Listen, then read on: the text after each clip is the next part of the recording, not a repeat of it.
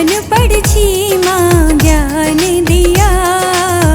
विद्या देवी नित दिन सेवी, अनपढ़ छी माँ ज्ञान दिया। अनपढ़ छी माँ ज्ञान दिया ने, अनपढ़ छी माँ ज्ञान दिया। मूर्ति आनी का कलश बैसेलऊँ, कर जोरनी छी ध्यान दिया।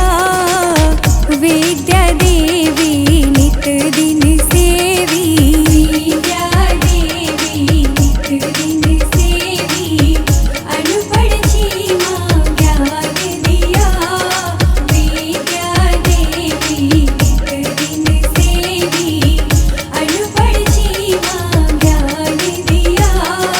विद्या देवी नित दिन सेवी।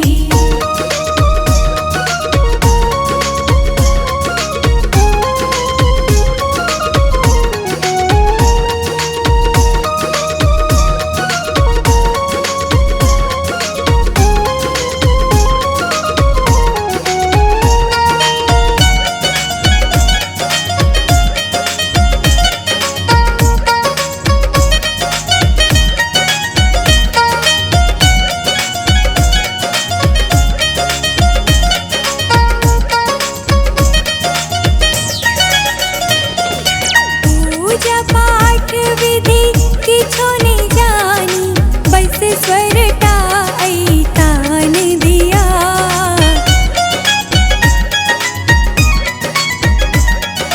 पूजा पाठ विधि किछो नहीं जानी, बस स्वरटा ऐतान दिया।